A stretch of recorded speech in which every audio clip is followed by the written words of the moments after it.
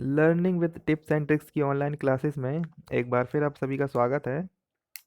Revision classes इसको हम नाम देते हैं। इस सीरीज का ये चौथा लेक्चर है या चौथा पार्ट है। हमने मॉडर्न हिस्ट्री पढ़ना शुरू कर दिया है। मैंने पहले टॉपिक में आपको इसका एक इंट्रोडक्शन बताया, सिलेबस बताया, मॉडर्न हिस्ट्री में हम क्या क्या पढ़ेंगे। इसके बाद दूसरे लेक्चर में मैंने ये बताया कि 18वीं शताब्दी में भारत की स्थिति क्या थी। मतलब कि 18वीं शताब्दी में जो कंडीशंस थी, आखिर कैसा भारत था। उसके बाद भारत गुलाम होना शुरू हो जाएगा। ठीक। उसके बाद तीसरा लेक्चर मेरा लेटर मुगल्स पर आया, जिस पर मैंने आपको इसलिए बताया क्योंकि मुगल भारत में राज कर रहे थे और मुगलों का द्वारा ही भारत में, मतलब इसके बाद हम जो भी पढ़ेंगे तो कहीं ना कहीं मुगलों का नाम आते जाएंगे। तो उन मुगलों के नाम हम पहले से ही जान लें, इसलिए मैंने आपको तीसरे लेक्चर में मुगलों के बारे में बता दिया है। अब हम पूरी तरह से तैयार हैं आधुनिक भारत को पढ़ने के लिए। यहाँ से हम आधुनिक भारत पढ़ना शुरू करेंगे। अभी तक जो हम पढ़ रहे थे वो केवल एक बेस मात्र था, ताकि आधुनिक भारत को अच्छे से समझा जा सके। ठीक है। तो आज का जो विषय है, आज का जो टॉपिक है, वो है भारत में विदेशियों का आगमन। और सही मायने में यहाँ से शुरुआत होती है मॉडर्न हिस्ट्री की। तो आज का टॉपिक है भारत में विदेशियों का आगमन।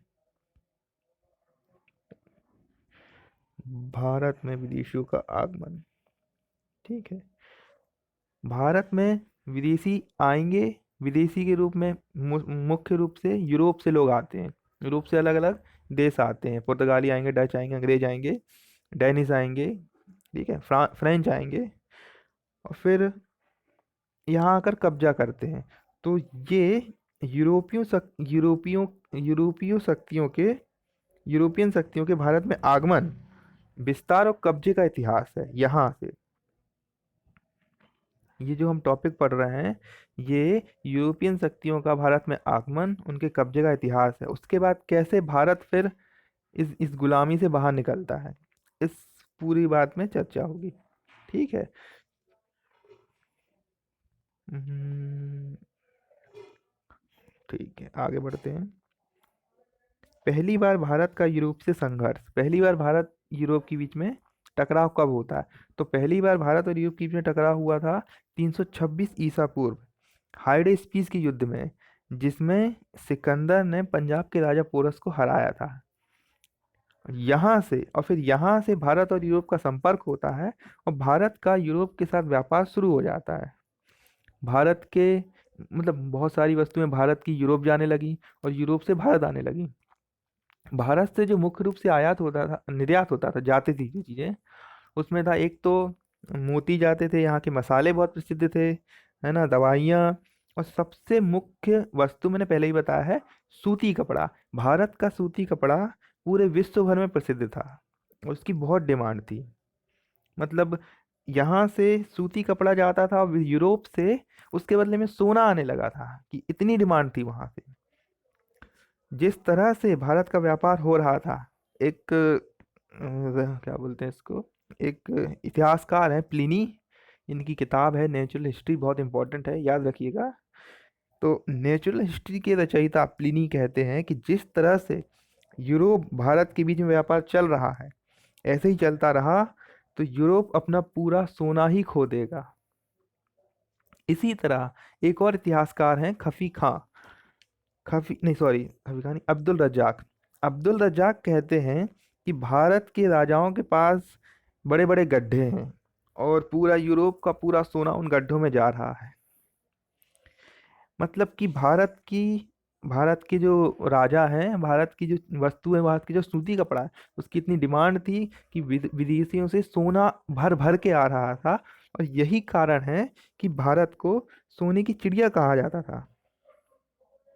मतलब सोने की चिड़िया जो भारत के लिए जो संदर्भ में जो उपमा दी जाती थी, वो इसलिए नहीं है कि भारत में सब कुछ सोना सोना था। उसका कारण ये था कि यहाँ की सूती कपड़े जैसी चीज को सोने के भाव में तोला जा रहा था। यहाँ की जो, मतलब यहाँ के जो हैंडक्राफ्ट मैन कहलाते हैं, जो दस्तकार होते हैं, वो इतने बढ़िया कपड़े बनाते थे कि उसकी डिमांड पूरे ऑल ओवर वर्ल्ड में थी। यहाँ के मसाले प्रसिद्ध थे, मसालों के लिए खूब सोना आता था। तो इस तरह से व्यापार चलना शुरू हो गया था। ठीक है।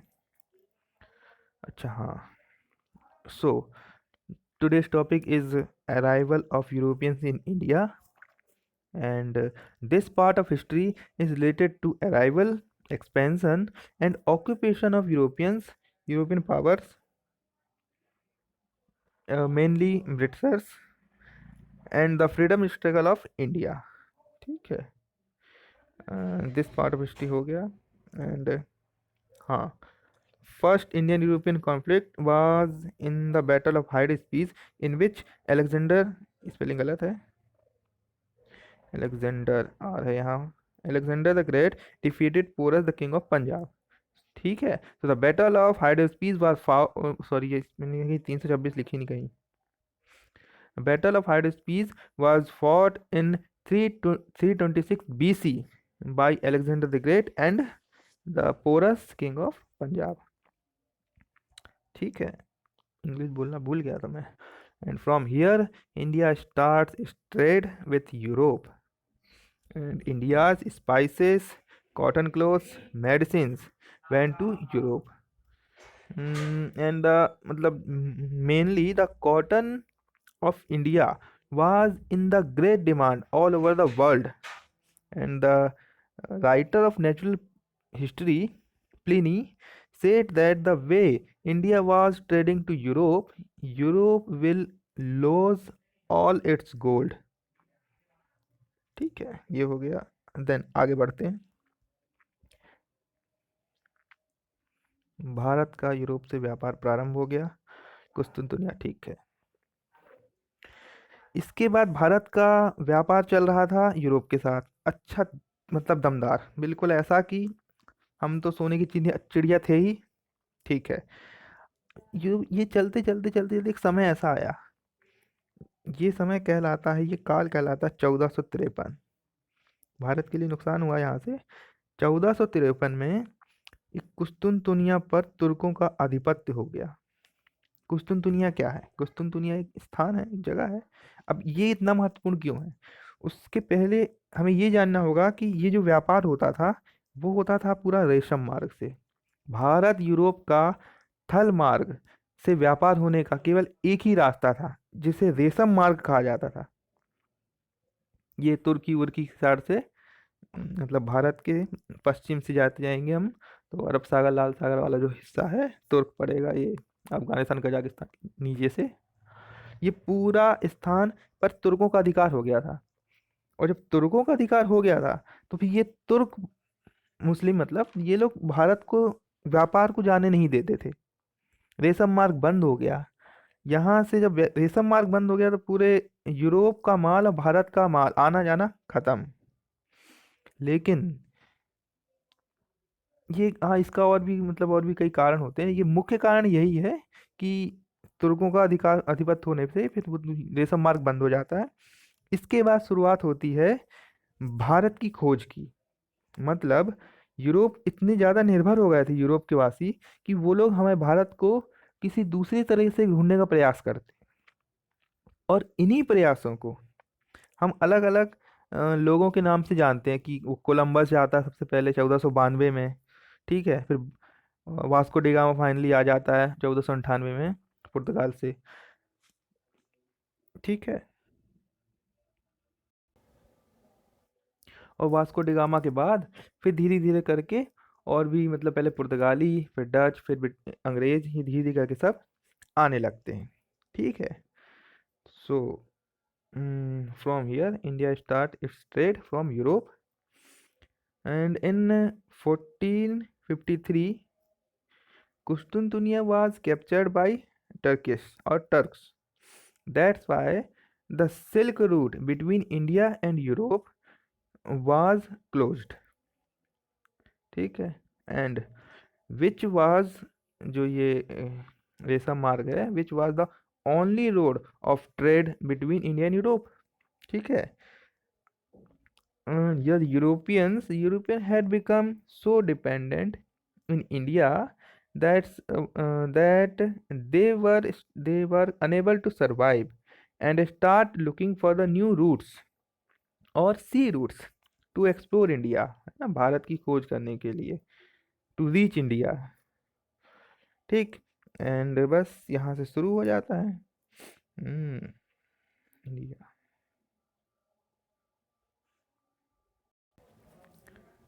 और होता ये है कि जो 15वीं 16वीं शताब्दी रहती है, ये पुनर्जागरण का काल है। पुनर्जागरण ने भारत भारत को, विश्व को बहुत कुछ दिया है। ये ऐसा समय है कि यहाँ पर बहुत ज़्यादा, मतलब कि जो समुद्री यात्रा या समुद्र के प्रति लोग धीरे धीरे जागरूक होने लगते हैं। जहाज़ों का निर्माण होने लगता है। तो और धीरे धीरे जो दिशा सूचक हमने पढ़ा है, पढ़ा तो नहीं है, पढ़ेंगे आगे। पुनर्जागरण में दिशा सूचक का निर्माण हो जाता है कि दिशा के बारे में लोगों को ज़्यादा समझ हो जाती है। और इसकी सबसे ज़्यादा शुरुआत करते हैं पुर्तगाली और स्पेन के लोग। और वहाँ के राजा भी बहुत ज़्यादा इंटरेस्टेड रहते हैं कि आप जाइए, समुद्र की यात्रा कीजिए। इसी यही कारण है कि फिर वास्को डी गामा पहली बार फिर भारत आता है और शुरू हो जाता है यहाँ पर, अपने यहाँ कालीकट बंदरगाह में आता है। इसके बाद हम बढ़ने वाले हैं अब कि कैसे एक एक करके, मतलब विदेशी जो शक्तियाँ आई हैं, पुर्तगाली आई है, डच आए हैं, अंग्रेज आए हैं, इनके बारे में पढ़ेंगे। और इसमें कौन कौन से, मतलब गवर्नर गवर्नर आए, उसने क्या क्या किया, वो सब। ठीक है। So in the 15th century, there was a lot of progress in the ship building. ठीक है। और sea transportation. And Vasco da Gama was the first person who came in India via sea route। ठीक है। बस यहाँ से वो शुरू करेगा परमिशन लेने की। चलिए बढ़ते हैं। हाँ, कोलंबस आएगा पहले। असल में इसकी एक कहानी है। होता ये है कि भारत की खोज करने के लिए कोलंबस निकलता है उधर से। वो खोज करने आता भारत के लिए। ऐसे अगर मिस मैप तो अभी है नहीं। इधर से निकलता है सी रूट से भारत को खोजने के लिए। वो इधर से नहीं आता, मार्ग भटक के चला जाता क्यूबा, अमेरिका चला जाता है। और इसलिए तो कोलंबस को कहते हैं अमेरिका की खोज करता है, क्योंकि अमेरिका निकलता भारत की खोज, सॉरी, ये कोलंबस निकलता भारत की खोज करने के लिए और पहुंच जाता अमेरिका, दिशा भटक कर। उसके बाद फिर दूसरा प्रयास एक और ये शख्स हैं, पेन ले लेते, बार्थोलोम्यू डियाज। ये भी एक प्रयास करते हैं। ये भी, लेकिन ये पहुंच जाते हैं केप ऑफ गुड होप तक। ये केप ऑफ गुड होप तक पहुंच के फिर वापस जाते हैं। और फाइनली जो वास्को डिगामा है, ये तो बिल्कुल दृढ़ निश्चय करके आया था कि भारत को ढूंढने ही लेना है। वास्को डिगामा 1498 ईस्वी में, ये डेट इंपॉर्टेंट है, याद रखिएगा।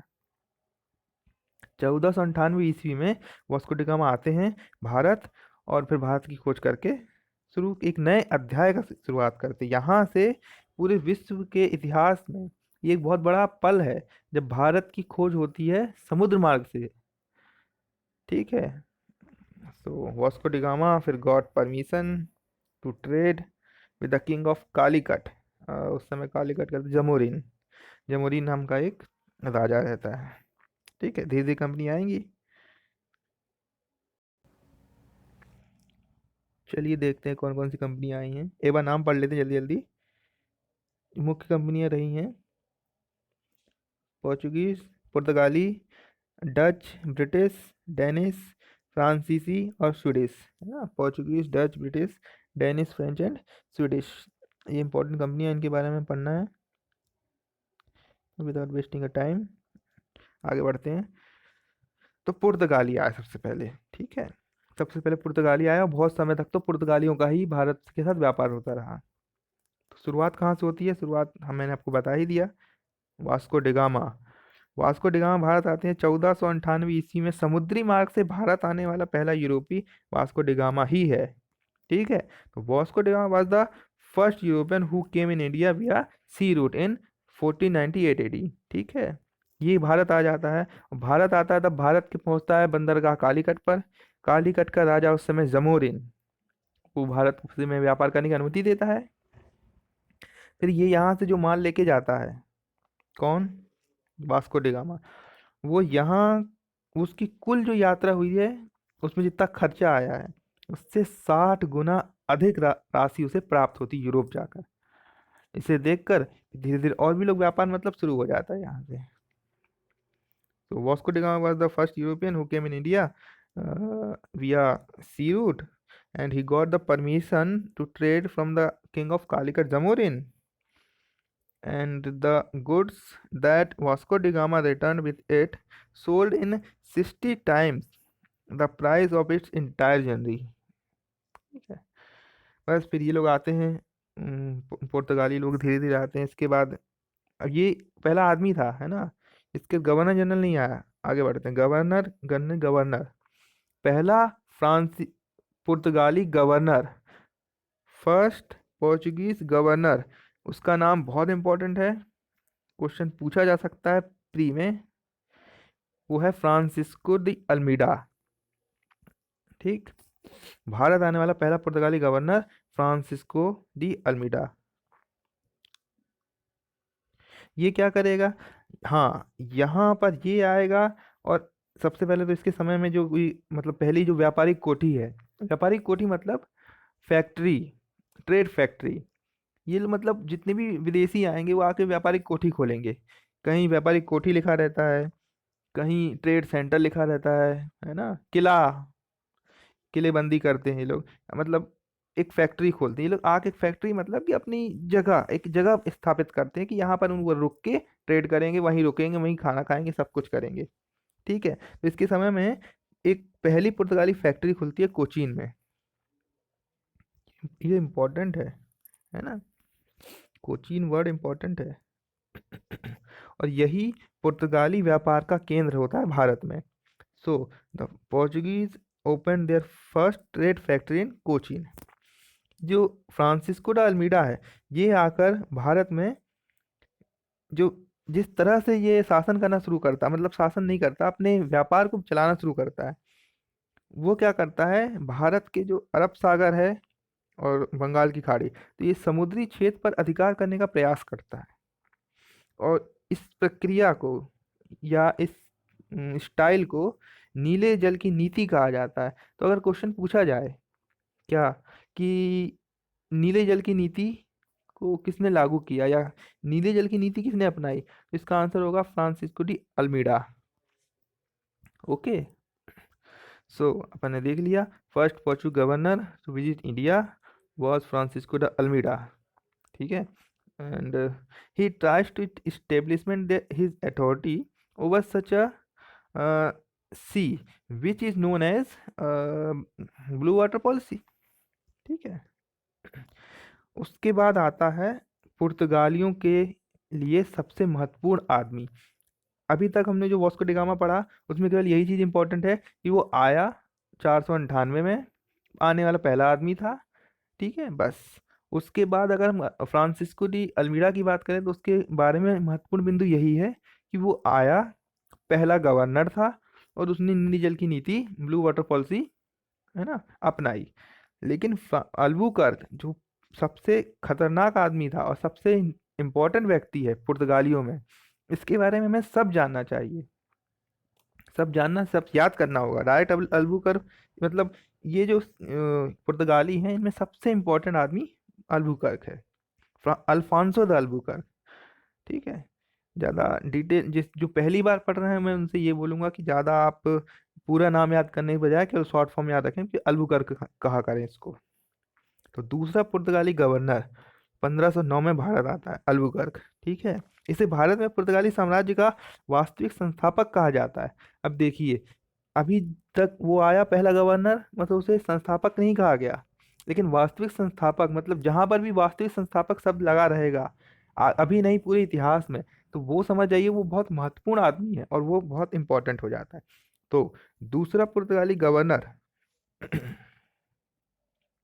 दूसरा पुर्तगाली गवर्नर जो भारत आया, इसे भारत में पुर्तगाली साम्राज्य का वास्तविक संस्थापक कहा जाता है। Second Portuguese governor who came in India in 1509, he was considered as the real founder of Portuguese empire in India. ठीक है, अब ये क्या क्या करता है ये देखते हैं। सबसे पहले आया, आते ही तहलका मचाना शुरू।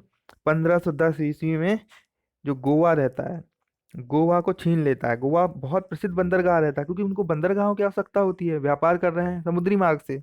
ठीक है, किससे छीनता है, बीजापुर के जो शासक रहते हैं यूसुफ आदिल शाह, ये नाम भी इंपॉर्टेंट है, अल्बुकर्क का सब कुछ इंपॉर्टेंट है। यूसुफ आदिल शाह से बीजापुर का जो गवर्नर रहता है उससे छीन लेता है क्या? गोवा। ठीक। सो इन 1510 the famous port called Goa was taken away by Yusuf Adil Shah, ruler of Bijapur. फिर क्या करता है? मतलब ये शांत बैठने वाला नहीं है, वो कुछ ना कुछ करेगा ही। अल्बुकर्क बहुत इंपॉर्टेंट है। अल्बुकर्क शुरू करता सीधा अधिकार करना। क्या करता है? आके हरमुज की खाड़ी पर अधिकार कर लेता है, मलक्का पर अधिकार कर लेता है। फिर क्या करता है ये अरब सागर और बंगाल की खाड़ी जो सी एरियाज है ना, उस पर अधिकार कर लेता है। और वहां से आने जाने वाले जितने जहाज रहते हैं उन सबसे टैक्स लेना शुरू करता है। सोचो, एक पुर्तगाली आदमी आकर भारत के समुद्र पर अधिकार करके जा रहा है, अधिकार कर रहा है, तो ये बहुत बड़ी बात हुई एक आदमी आकर। ठीक है। इसकी दोस्ती रहती विजयनगर साम्राज्य के कृष्णदेव राय से, बहुत अच्छी मित्रता रहती है, इतनी अच्छी मित्रता रहती है कि वो उसकी काफी मदद करता है अल्बुकर्क की। अल्बुकर्क को एक भटकल का किला भी देता है कि आप वहां जाके किलेबंदी कर लें, अपनी स्थान बना लें। ठीक है। तो ये सब चीजें हैं। Albuquerque had a good relationship with the Vijayanagara king Krishnadeva Raya and he applied the policy. हाँ, ये महत्वपूर्ण बिंदु है। He applied the policy of married Portuguese man with Indian womens. कारण ये है कि वहां से पुर्तगाल से बहुत सारे लोग आते थे, यहाँ आते थे, और 6-6 महीना साल साल भर घर नहीं जा पाते थे। तो अल्बुकर्क ने ये कोशिश की कि यहाँ के लोगों को, पुर्तगाल से लोगों को यहाँ बुलाकर यहीं सेटल करना शुरू करें, तो उनको जाना नहीं पड़ेगा और उनका व्यापार अच्छा चलेगा। तो ये इसका एक महत्वपूर्ण बिंदु है। And he occupied the state of Hormuz and Malacca. He began taxing ships passing through the Arabian Sea and the Bay of Bengal. ठीक है, तो बंगाल, बे ऑफ बंगाल एंड अरेबियन सी, जितने भी सी पास होते थे उस पर टैक्स लेना शुरू करता है। चलिए, ये हो गया पुर्तगालियों के बारे में इंपॉर्टेंट बिंदु। अल्बुकर्क बहुत इंपॉर्टेंट है, बिल्कुल आपको हर एक चीज़ पता होनी चाहिए, कहाँ अधिकार किया, क्या किया, कैसे किया, वो इंपॉर्टेंट पॉइंट है। देन हम आगे पढ़ेंगे।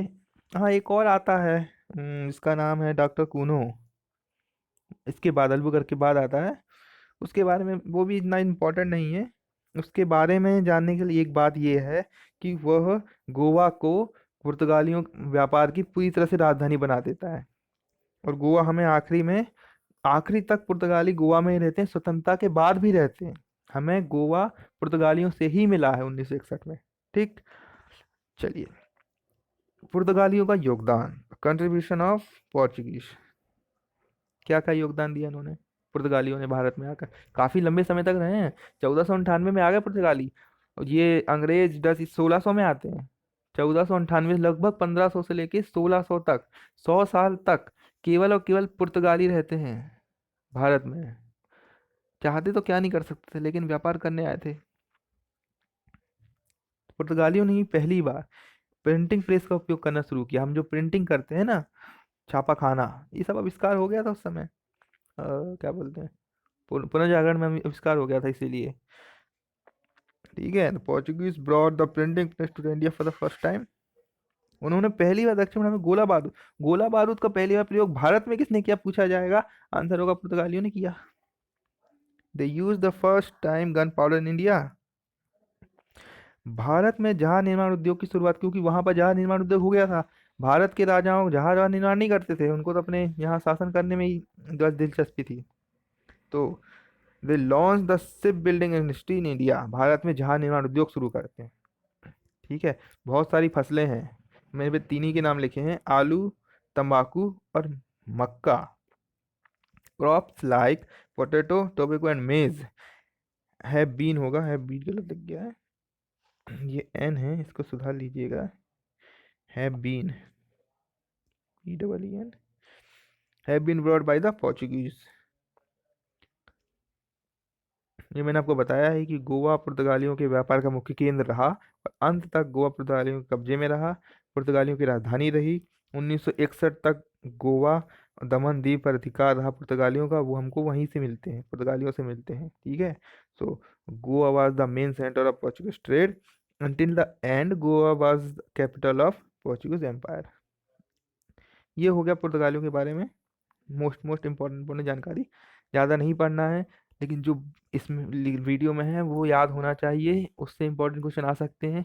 जरूरी नहीं है इसी से आए, इसके अलावा भी बहुत सारी चीज़ें हैं, लेकिन मोस्ट इम्पोर्टेंट चीज़ें मैं आप लोगों को बताने का प्रयास कर रहा हूँ। चलिए, पुर्तगालियों के बाद आते हैं डच। ठीक है, DUTCH। तो भारत आने वाला पहला डच कौन था? भारत आने वाला पहला डच है ह्यूग वॉन लिसातन। क्या वो ये यहाँ केवल ये देखने आया था कि भारत में डच व्यापार हो सकता है कि नहीं? ठीक है। So Hugh von Leussotten was the first Dutch who came in India to see what is the scope of Dutch trade in India। Bharat में डच के व्यापार का क्या स्कोप है। ठीक। उसके बाद पहला, मैं इंपॉर्टेंट इंपॉर्टेंट पॉइंट बता रहा हूँ, फिर पहला डच गवर्नर आता है कार्नेलिस द हस्तमान, 1595 में। देखिए कहा था ना, 1498 से पुर्तगाली आएगा और ये लोग आ रहे हैं 1595 में, 100 साल बाद लगभग। तो Cornelis the Houtman was the first Dutch governor who came in India in 1595। और डच ईस्ट इंडिया कंपनी की स्थापना 1602 में होती है। डच ईस्ट इंडिया कंपनी की स्थापना 1602 में होती है, कंफ्यूजिंग पॉइंट है। आज आते हैं 1595 में ही आ गए पहले तो, मतलब पहला गवर्नर 1595 में, डच ईस्ट इंडिया कंपनी की स्थापना 1602 में हो रही है ना। पहली फैक्ट्री ये मछलीपट्टनम में खोलते हैं, लेकिन इनके व्यापार का शुरुआती केंद्र पुलिकट माना जाता है। बाद में वो नागपट्टनम हो जाता है, वो बात अलग है। ठीक है। तो Dutch east India company was establish in 1602। And शुरुआत में इनके पुलिकट व्यापार का केंद्र है, बाद में नागपट्टनम हो जाएगा। ठीक। Initially they were made trading center in Pulicat, but Nagpatnam became the main center of their trade। चलिए, हाँ, डचों की खास दिलचस्पी भारत में नहीं, बल्कि इंडोनेशिया जावा के मसाले द्वीप जो कहलाते हैं, स्पाइस आइलैंड, उनमें थी। डच व्यापार करते थे मसालों का मुख्य रूप से, उनको भारत के इससे ज़्यादा लेना देना नहीं था। पेन कहाँ गया? ठीक है। So the Dutch was not particularly interested in the India, but more interested in the countries like Indonesia's Java, Sumatra, Spice Island, where spices were produced।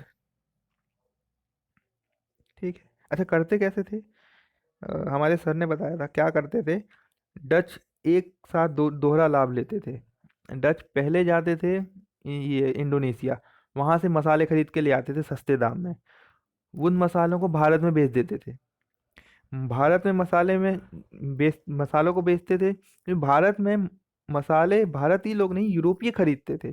Bharat में मसालों के लिए यूरोपीय कंपनी की बहुत डिमांड करते थे, तो यहाँ के यूरोपियों को मसाले बेच देते थे, तो उससे बहुत सारा मुनाफा ले लेते थे, और उस मुनाफा से वे भारत के बाजार से सस्ते दामों में कपड़ा खरीद लेते थे। यहाँ से कपड़ा खरीद लेते थे और उन कपड़ों को ले जाके बेच देते थे यूरोप में, तो वहाँ उनको फिर और ढेर सारा मुनाफा कमा मतलब मिल जाता था उनको। ऐसे थे डच, इनका मेन व्यापार ये था। ठीक। लेकिन भारत में अपने प्रभुत्व को लेकर जल्द ही अंग्रेजों और डचों के बीच संघर्ष शुरू होने लगता है। अब जब एक आदमी व्यापार कर रहा है, फिर दूसरा जब आएगा तो फिर आपत्ति तो होगी ही। और भारत में अपने अपने प्रभुत्व को लेकर जल्द ही अंग्रेजों और डचों के बीच संघर्ष शुरू हो जाता है, और इस संघर्ष का अंत 1759 के बेदरा के युद्ध से होता है।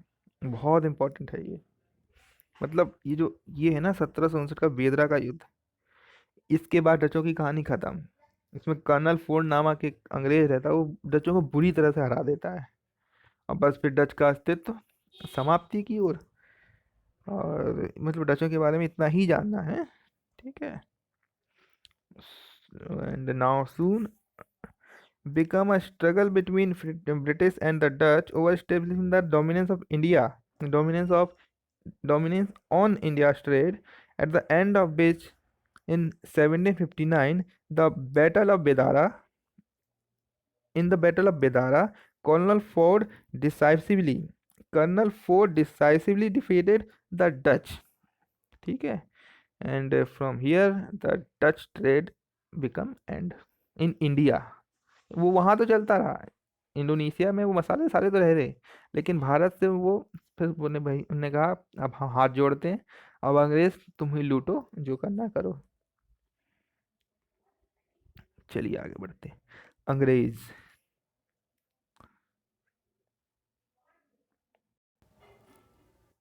तो सबसे पहले अंग्रेज आते हैं 1600 में।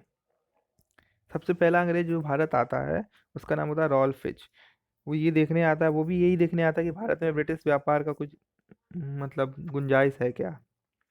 तो ये आता है और फिर बताता है कि नहीं नहीं, भारत में तो बहुत कुछ है, भारत में बहुत अच्छा स्कोप है, हमें एक कंपनी बनानी चाहिए। ठीक है।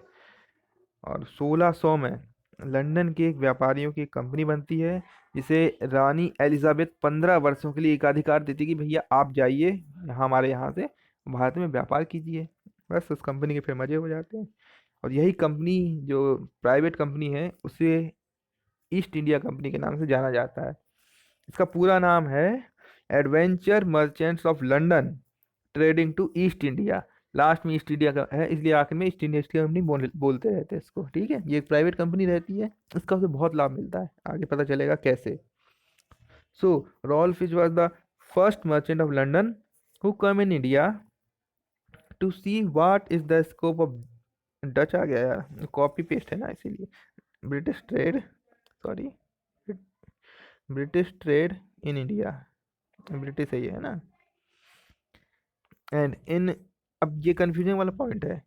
देखो, ब्रिटिश ईस्ट इंडिया कंपनी की स्थापना 1600 में होती है, ये भारत 1602 में आती है, वो बात अलग है।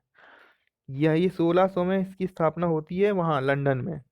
इसलिए अगर ये पूछा जाए कि भारत में नहीं, ब्रिटिश ईस्ट इंडिया कंपनी की स्थापना कब हुई, तो 1600 में हुई है, लेकिन ये लंदन में हुई है। भारत ये 1602 में आते हैं, वो बात अलग है। In 1600, Queen Elizabeth granted a monopoly of trade in India for 15 years to a private company of London merchants known as East India Company। ठीक है। आके पहली फैक्ट्री खोलते हैं कहाँ, सूरत में। ब्रिटिश इंडिया कंपनी के द्वारा भारत में खोली गई पहली फैक्ट्री सूरत में है। एक कैप्टन मिडिल्टन नाम का एक आदमी रहता है, वो सूरत की सुबेदार से परमिशन ले लेता है कि हमें थोड़ी सी व्यापार की अनुमति दे दो, शुरुआत तो ऐसी होती है, थोड़ा सा दे दो। कंपनी कुछ नहीं, बस उसका काम बस इतना रहता है, वो जो जहाज आते हैं उसमें केवल माल लदाने का काम करता है वो। 1600 में ये, हाँ ये इंपॉर्टेंट फैक्ट है कि पहली बार व्यापारिक कोठी कहाँ खुलती है, पहली फैक्ट्री या कोठी वो सूरत में खुलती है अंग्रेजों की। ये क्वेश्चन प्री के लिए इंपॉर्टेंट है। The first factory of India, the first factory of British, गलत लिखा है, in India was established in Surat. Type भी मैंने ही किया है क्योंकि इसलिए मुझे पता है। ठीक है, क्या लिखा है, 113 by BC at the Surat at, गलत सलत लिखा है। अब इतना ज़्यादा टाइप करना पड़ता है कि मैं खुद कंफ्यूज रहता हूँ क्या लिख दिया है। ठीक है, अब तो इतना ही लगी, the first factory of British was established in Surat. ठीक है, हाँ ये, अच्छा सॉरी, ये लिखा है, ये 16 पेन, ये लिखा है 1613।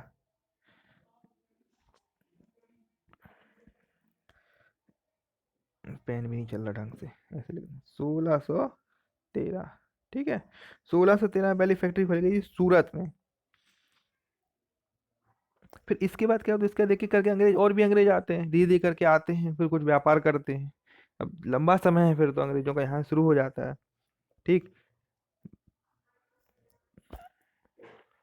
इसके बाद भारत आता है कैपिटल विलियम हॉकिंस 1608 में।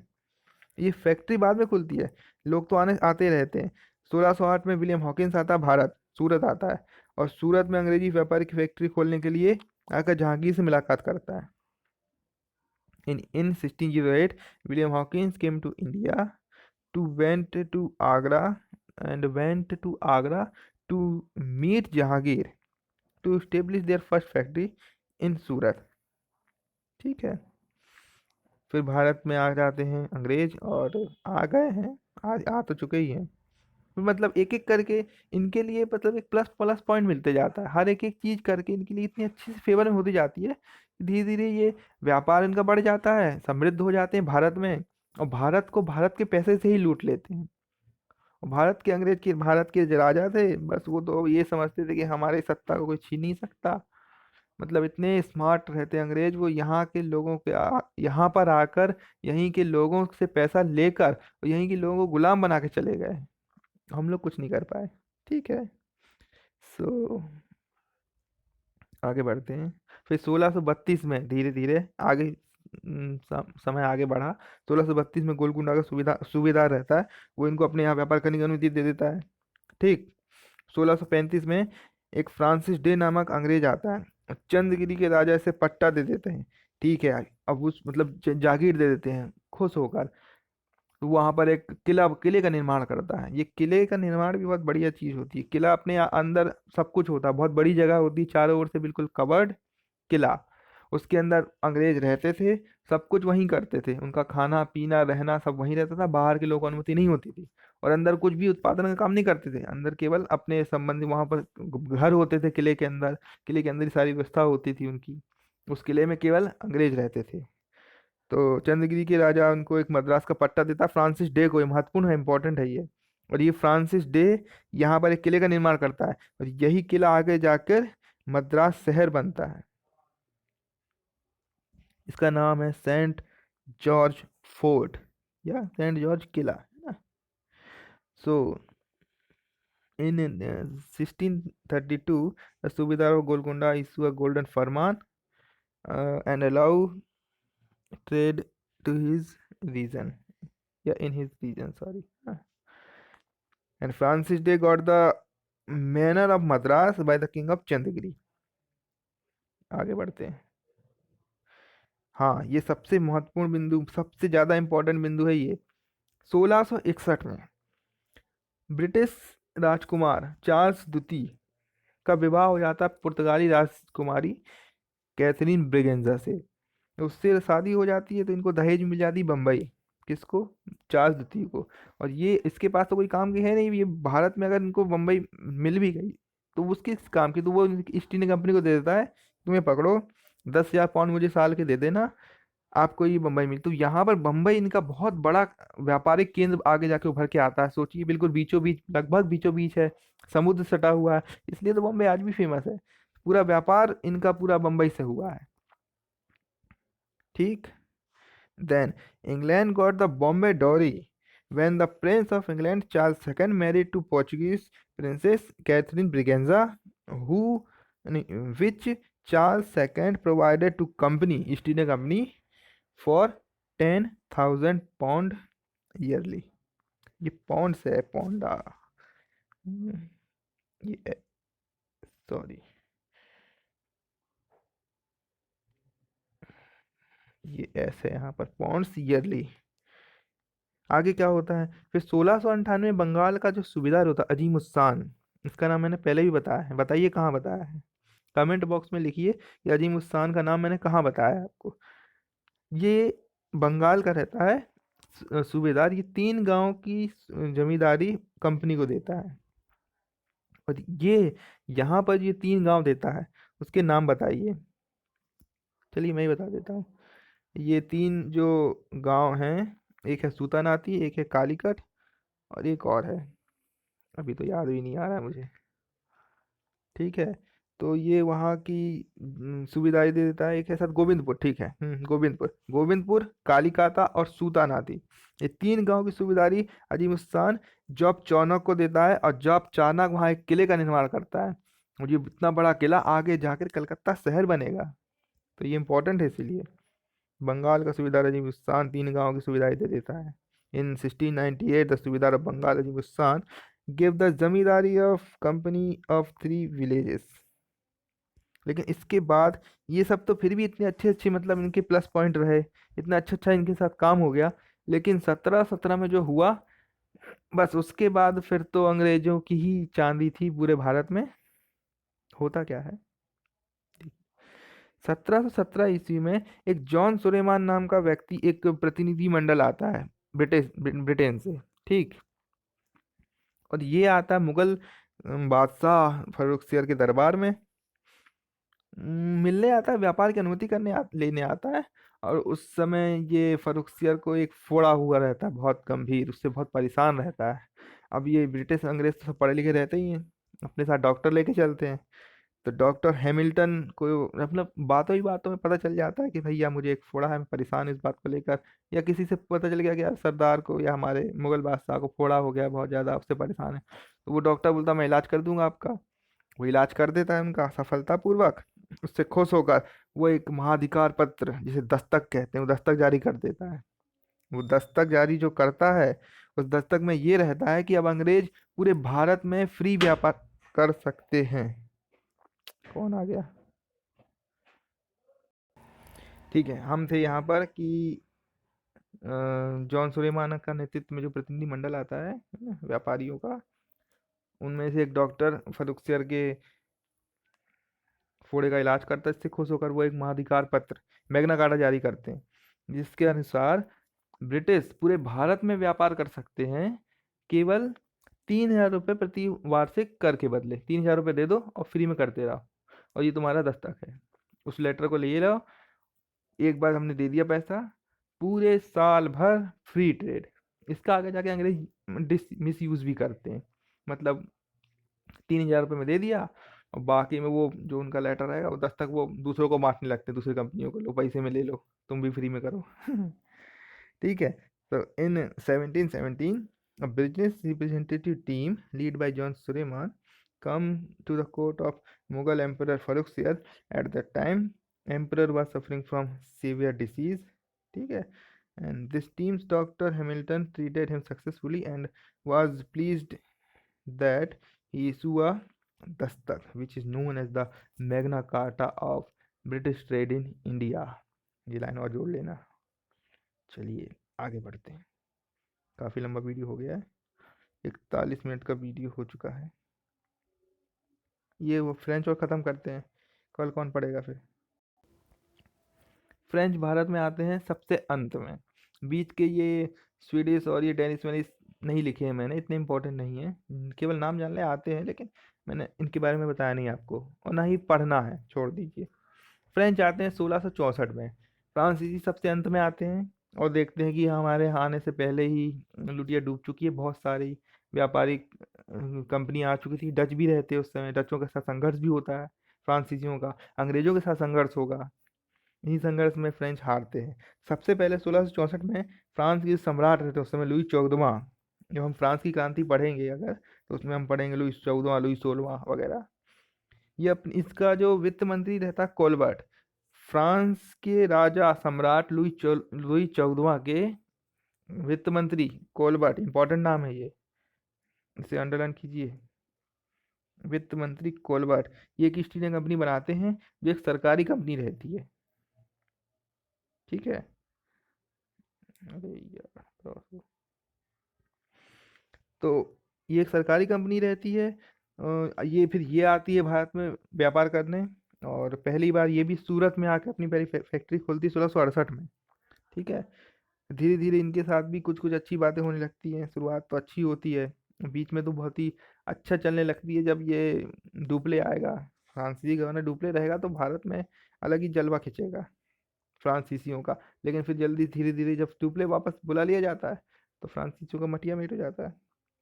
सो इन 1664 Colbert, the finance minister of Louis 14, formed the French east India company which was a government company. And ये गवर्नमेंट कंपनी होने का बहुत नुकसान उठाया गया होता है इसको आगे जाके। In 1668 the first factory was established in Surat, and the king of Valikondapuram grant the French company grant granted the French company where saint Louis fort was built. अच्छा हाँ, ये मिलती है, इसकी जागीर मिलती है वालीकंडापुरम के राजा से, उस पर वो एक किले का निर्माण करते हैं। आगे जाके वो पांडिचेरी शहर बनेगा, ये भी ठीक है। ठीक है। फिर इसके बाद होता क्या है, इसके बाद होते हैं आंग्ल फ्रांसीसी संघर्ष। आंग्ल फ्रांसीसी युद्ध होगा, 3 आंग्ल फ्रांसीसी युद्ध होंगे। अब मैं इसको यहाँ अभी नहीं बता रहा हूँ, वीडियो लंबा हो जाएगा। ठीक है।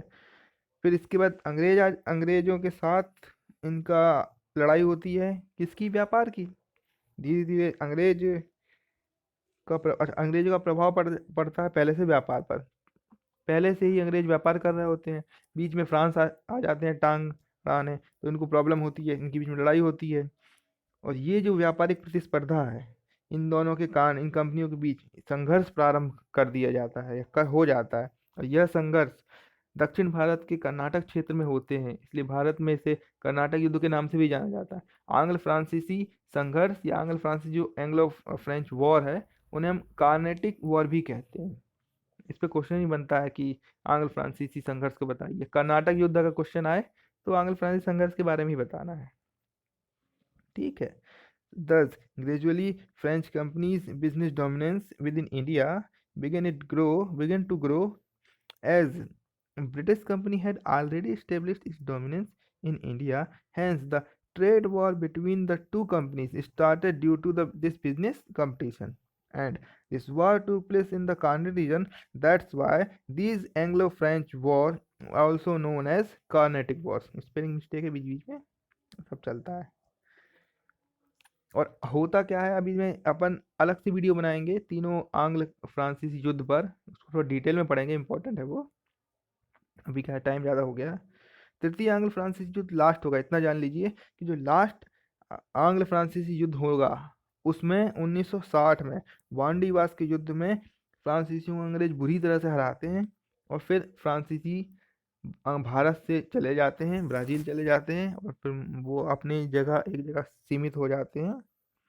ठीक है, मतलब पांडिचेरी तक ही सीमित रहते हैं। डच सीमित हो गए इंडोनेशिया में, और उसके बाद कौन थे वो, पुर्तगाली सीमित हो गए अपने इधर गोवा में, और ये फ्रांसीसी आके सीमित हो जाएंगे पांडिचेरी में। आखिरी में पांडिचेरी हमें 1954 में आके पांडिचेरी के 4 जिले हमें इनसे मिलेंगे, फ्रांसीसियों से मिलेंगे। 1954 में, कन्फ्यूजन रहता है कई बार कि डेट क्या है, तो 4 जिले 54 में मिलते हैं। वो भी अनम्मा है, करिकाल और पांडिचेरी, ये 4 अलग अलग राज्यों में हैं सब पांडिचेरी के अंदर, लेकिन इसलिए इम्पोर्टेंट है। In the third Anglo French war the British defeated the French badly and in the battle of Wandiwash in 1760, and after this French power is in India ended.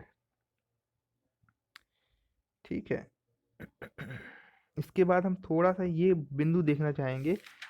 ये वैसे तो क्वेश्चन मुख्य परीक्षा का है, अगर आप मेंस में देखेंगे तो हो सकता है पूछे कि ये कारण बताइए कि अंग्रेज भारत में सफल क्यों रहे, उसके पीछे कुछ कारण है। मैंने एक पॉइंट वाइज कुछ लिखा है, कुछ बनाने का प्रयास किया है। उसके 8 बिंदु इस प्रकार हैं कि सबसे पहली बात तो जो पहला बिंदु है वो ये है कि ये एक निजी कंपनी थी। फ्रांस सरकारी कंपनी थी, तो हर चीज़ के लिए परमिशन सरकार से लेनी पड़ती थी। और पता ही है अगर सरकार का काम कैसा रहता है, चाहे कहीं भी हो, उस समय भी सरकारी काम सरकारी रहता है ना, सरकारी काम असरकारी नहीं रहता। दूसरी बात कि ब्रिटिश की जो नौसेना शक्ति थी वो बहुत अच्छी पावरफुल थी, इसलिए बहुत सारे जो युद्ध हो रहे होते हैं उसको वो लोग समुद्र स्तर पर ही, बाहर से जो सैनिक जो दूसरे देशों के आ रहे होते हैं उनको वहीं रोक लिया करते थे। इसलिए भी महत्वपूर्ण उनकी सफलता मिली यहाँ पर। तीसरा महत्वपूर्ण बिंदु है वो बम्बई, जिनको दहेज में मिल जाती है, वो इनके बहुत बड़ा नौसैनिक अड्डा के रूप में विकसित होगा आगे जाकर, और बम्बई के लिए वरदान साबित हो जाता है। Third point is Mumbai. उसके बाद भारत में अंग्रेजों ने जिन स्थानों पर बड़ी बड़ी फैक्ट्रियां खोली, बंगाल है, इधर मद्रास है, मतलब आज का देखें तो मुंबई, चेन्नई और कलकत्ता जैसी जगह, और ये फ्रांस रहते पांडिचेरी में, है ना। तो ये सब चीजें भी रहती हैं, इसलिए तो कहा जाता है कि एक क्वेश्चन भी ऐसा बनता है कि अशोक नहीं, सॉरी, सिकंदर भी होता तो पांडिचेरी को लेकर बंगाल और मतलब बंगाल, मुंबई और चेन्नई के विरुद्ध जीत नहीं सकता था। मतलब ब्रिटिशों से लड़ने के लिए अगर आप पांडिचेरी अपना केंद्र बनाए हुए हैं तो उनसे लड़ पाना मुश्किल है, क्योंकि कहीं से भी जो रास्ता आने जाने के मार्ग है, जो संसाधन है, जो हथियार अगर पहुंचाने हैं, तो आप पांडिचेरी से वहां ऊपर तक कैसे पहुंचाएंगे, उत्तर भारत तक, है ना। ये सब चीजें रहती है इसमें। और इसका पॉइंट है अपेक्षाकृत अधिक महत्वपूर्ण वाले स्थान, जैसे मैं बताया बंगाल जैसा क्षेत्र अंग्रेजों को मिलता आगे जाकर, जो सबसे ज्यादा धन संपन्न क्षेत्र माना जाता था उस समय। उस समय का बंगाल छोटा नहीं था, उस समय का बंगाल बहुत बड़ा हुआ करता था। उस समय के बंगाल में आज का पूरा पश्चिम बंगाल, पूरा बांग्लादेश, बिहार, ये सब आते थे। उड़ीसा अलग था, झारखंड, ये असम, असम का पूरा क्षेत्र बंगाल ही था, बहुत बड़ा बंगाल था। ठीक। हाँ, अंग्रेजों का ध्यान व्यापार पर अधिक था, फ्रांसीसी का काम था हमें हमें विस्तार करना अपना साम्राज्य। अंग्रेजों ने काम पूरा फोकस व्यापार पर किया, पहले अपने आप को संपन्न किया, उसके बाद उन्होंने युद्ध किया। और युद्ध में क्षति होती थी तो अंग्रेजों को उसका कम खामियाजा उठाना पड़ता था। देन उनके पास नो डाउट कि जो नेतृत्व थे वो कुशल थे, आगे हम देखेंगे। ये ये जैसा ये सीरीज हो जाएगी, मतलब एक सीरीज मतलब चलेगा, जो ये पॉइंट है धीरे धीरे, जब ये इसके बाद अपन और पढ़ेंगे तो अपन एक एक गवर्नर जनरल भी पढ़ेंगे आगे। सारे गवर्नर पढ़ेंगे, गवर्नर जनरल पढ़ेंगे, वायसरॉय पढ़ेंगे, जिसमें हम बताएंगे कैसे कुशल कुशल नेतृत्व मिलता है अंग्रेजों को। एंड लास्ट ये कि अंग्रेजों को घर गृह सरकार, मतलब जो उनकी गवर्नमेंट रहती है उससे अच्छा सपोर्ट मिलता है। और वहीं फ्रांसीसियों की सरकार हम देखेंगे, अगर फ्रांसीसी, तो वो उनकी उतनी अच्छी नहीं रहती है। ये सब कुछ कारण है कि अंग्रेजों को भारत में सफलता मिली। चलिए ठीक है, इसके बाद आगे बढ़ते हैं। हाँ, यहाँ पर मेरे हिसाब से ये टॉपिक खत्म हो गया आपका, हिसाब से नहीं, हो ही गया है। आपका टॉपिक समाप्त हो चुका है, आज की सभा यही समाप्त होगी। अच्छा हाँ, ये मैंने नहीं बताया इसलिए मैंने इसको लिखा है यहाँ पर कि कंपनियों का क्रम जानना जरूरी है। कई बार क्रम पूछ लिया जाता है कि किस क्रम में कंपनी आई, ये इम्पोर्टेंट है। सबसे पहले आई पुर्तगाली 1498 में, फिर आए डच 1600 में, फिर ब्रिटिश आए 1602 में। याद रखना, ब्रिटिश ईस्ट इंडिया कंपनी की स्थापना 1600 में हो जाती है, लेकिन लंदन में होती है।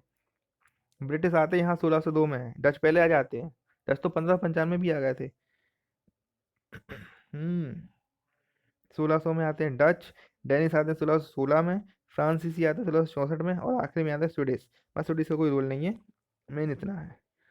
ये मैंने एक जगह लिख दिया कि कंपनियों की पहली फैक्ट्री क्या है, कि ये एक जगह लिखे रहा तो अपन पढ़ने में आसान होता है, कंफ्यूजन नहीं होती है।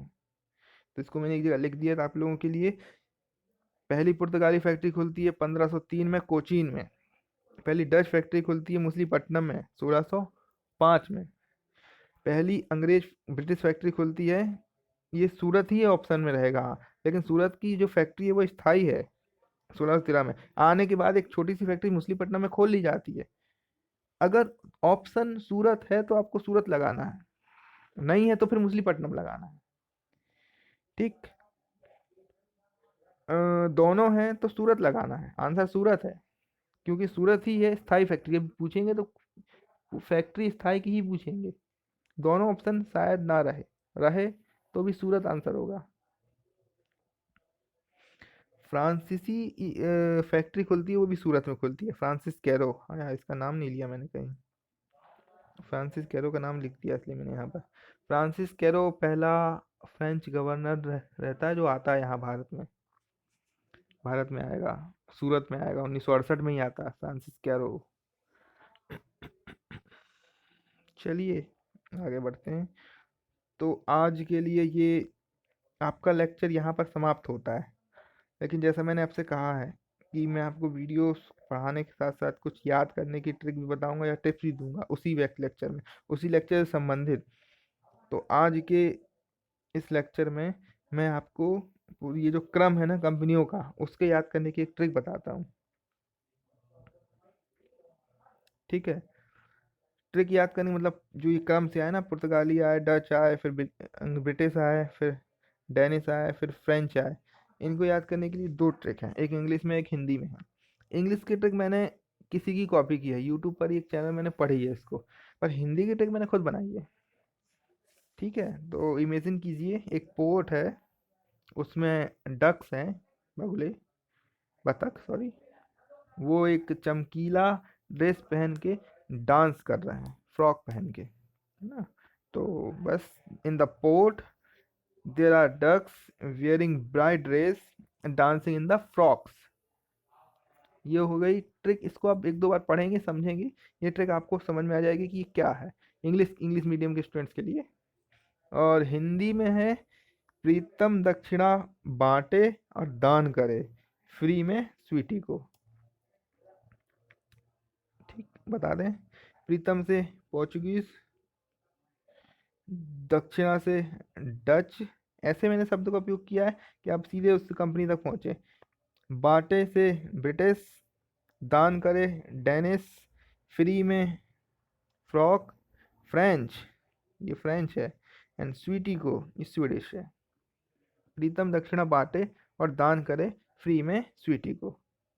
ये ट्रिक है इसके लिए कि आपको ये क्रम याद हो जाए, किस क्रम में ये लोग आए हैं।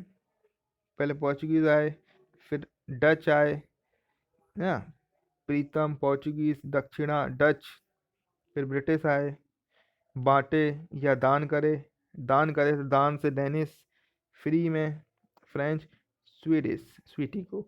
ये ट्रिक मैंने बनाई है ताकि अब ये क्रम याद आपको याद हो जाए। ठीक है, तो आज के लिए इतना ही। ये वीडियो मैंने बहुत ही कठिन समय में बनाया है। वीडियो थोड़े लेट लेट में ही आएंगे, कोशिश यही करेंगे जितने जल्दी है, लेकिन हाँ ये लेक्चर सीरीज चलती रहेगी। Okay, thank you.